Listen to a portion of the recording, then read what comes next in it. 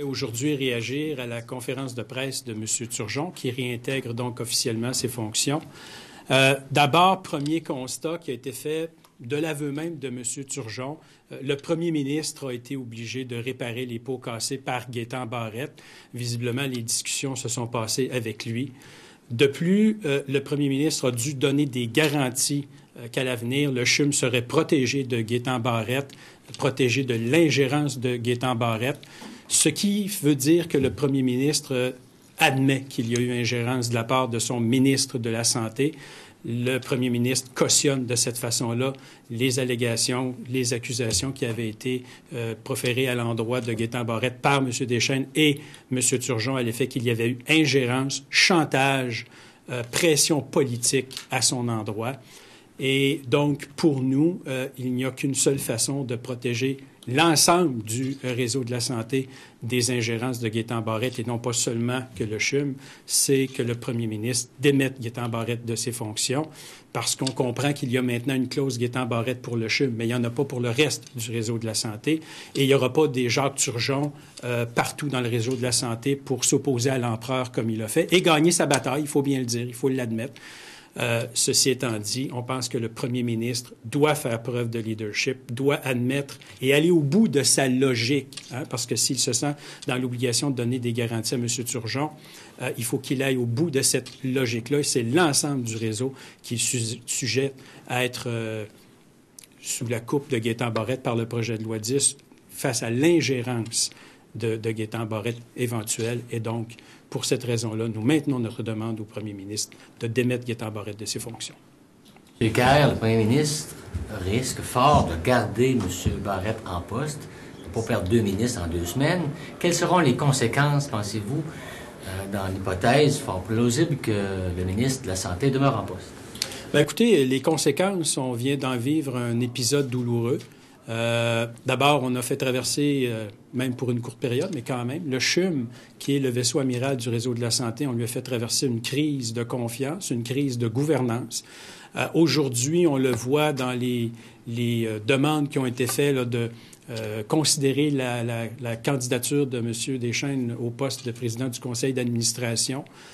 Donc, on est obligé là, d'avoir ce genre de discussion-là avec le premier ministre lui-même pour s'assurer qu'il n'y aura pas de velléité de vengeance de la part de Gaétan Barrette contre ceux qui se seront opposés à lui.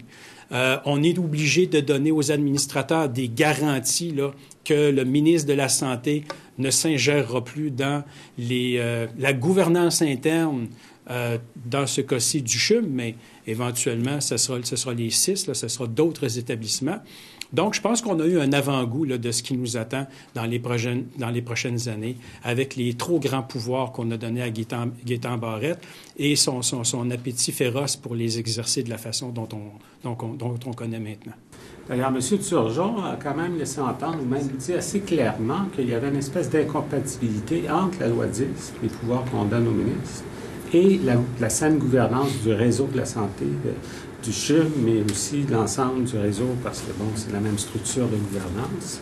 Est-ce qu'il n'y a pas lieu, justement, de changer quelque chose? Parce que je comprends que vous voulez la démission de M. Barrette, mais si on change de ministre, il va avoir les mêmes pouvoirs que M. Barrette. Vous avez raison, sauf que pour avoir travaillé sur le projet de loi 10, en partie avec mon collègue François Paradis, Gaétan Barrette est un obstacle à améliorer ce projet de loi-là. Il n'y aura aucune amélioration au projet de loi 10 tant que Gaétan Barrette sera ministre de la Santé. Soyons clairs là-dessus. C'est un homme qui veut tous les pouvoirs. On voit maintenant de quelle façon il entend les exercer. Il ne se privera pas pour récidiver. Et là, il y a eu affaire à Jacques Turgeon qui avait la stature pour l'affronter. Ce ne sera pas toujours le cas. Et oui, vous avez raison.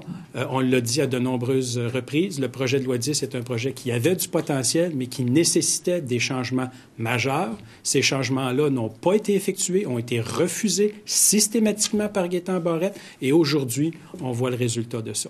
Pourtant, un des premiers éléments du projet de loi 10, de la loi 10, a été les nominations des PDG aux différents CI3S et autres organismes de santé. Et on peut constater, j'ai pas fait une analyse exhaustive, mais ce que j'ai pu voir, c'est que pas mal de gens qui étaient déjà des directeurs généraux, des gens très haut dans l'administration ont été renommés d'une certaine façon. Donc ça, c'est le premier geste que le ministre a posé par rapport à la loi 10, véritablement. Oui, en fait, c'est ça. Est-ce que vous en avez contre les nominations que le ministre Barrette a faites? Bien, je vous souligne au passage que sur les 26 PDG qui ont été nommés, il y en a 10 qui se sont publiquement prononcés en faveur de la loi 10. Je dis ça comme ça.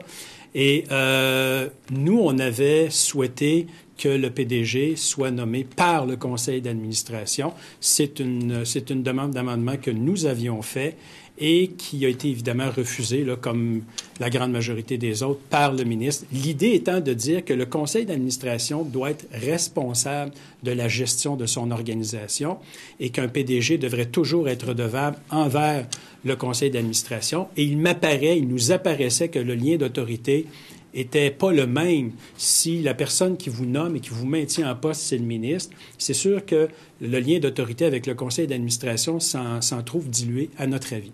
Bon, c'est pas le choix que le ministre a fait. Il a la majorité. Il a imposé ça sous le bâillon. Et aujourd'hui, ben, on peut se questionner sur les choix. Sans dire que c'est des mauvais choix. Je connais pas toutes ces personnes-là personnellement, vous comprendrez. Mais sans critiquer directement les choix, on peut certainement se poser des questions sur les critères qui ont motivé ces choix-là.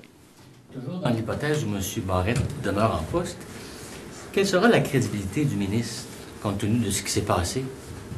Bien, je pense que ce qui s'est passé aujourd'hui est majeur. Ce que Jacques Turgeon nous a dit, c'est qu'il avait reçu la garantie du premier ministre qu'il n'y aurait plus d'ingérence, ce qui veut dire implicitement qu'il y en a eu.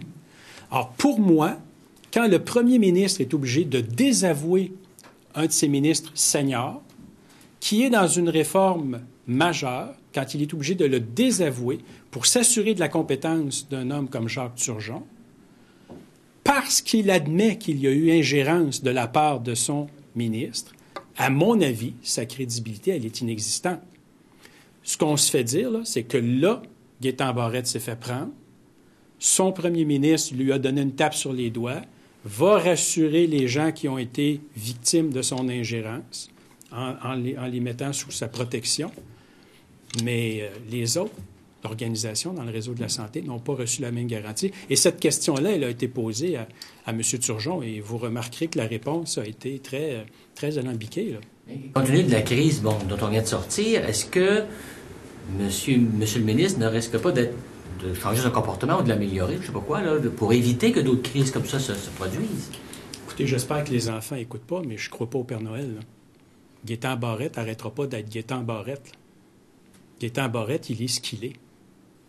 Et il a mis sur la table un projet de loi à son image, c'est-à-dire qu'il lui donne tous les pouvoirs, qu'il ne souffre d'aucun compromis parce qu'il ne veut pas faire de compromis. Il veut diriger chaque étape du réseau de la santé parce qu'il a la conviction qu'il est en possession de la vérité et de la solution et que si on le laisse aller demain matin, ben ça va être tout va être pour le mieux dans le meilleur des mondes. Mais ce qu'on voit aujourd'hui, là, à court terme, là, vous l'avez dit, la première crise, je dis bien la première, et contrairement à ce que laisse entendre votre question, je suis loin d'être convaincu que c'est la dernière. Mais ce qu'on voit, là, c'est que le résultat direct de son ingérence, c'est de mettre une institution comme le CHUM dans une crise de gouvernance sans précédent. Et heureusement, ou malheureusement, selon, Philippe Couillard est intervenu directement pour essayer de mettre le couvercle sur la marmite. Mais est-ce qu'il va devoir faire ça à chaque faux pas de son ministre?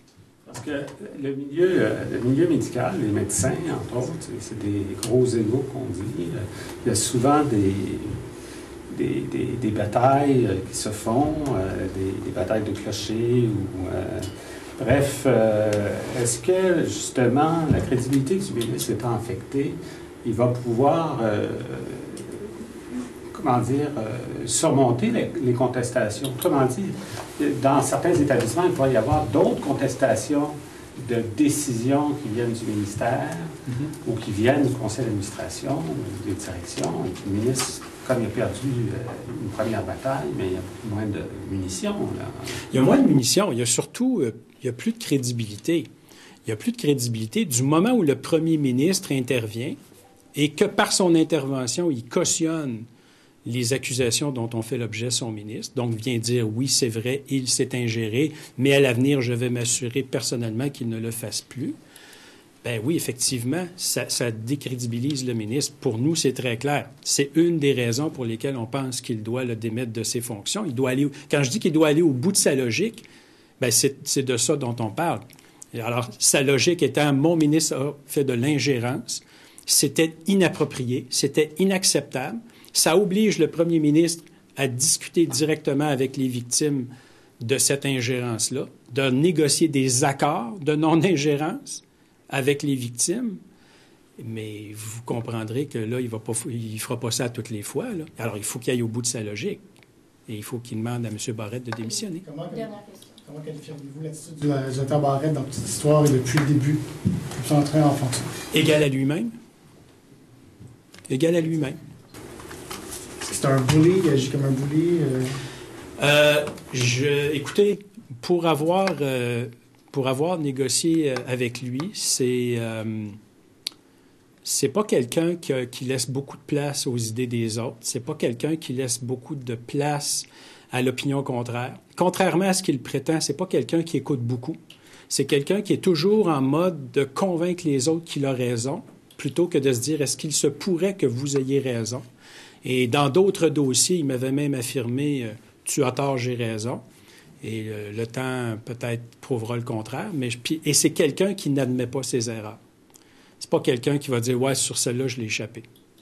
L'hypothèse où une crise surviendrait dans une institution de santé, non pas provoquée par le ministre, mais une crise nécessitant l'intervention du ministre, par exemple.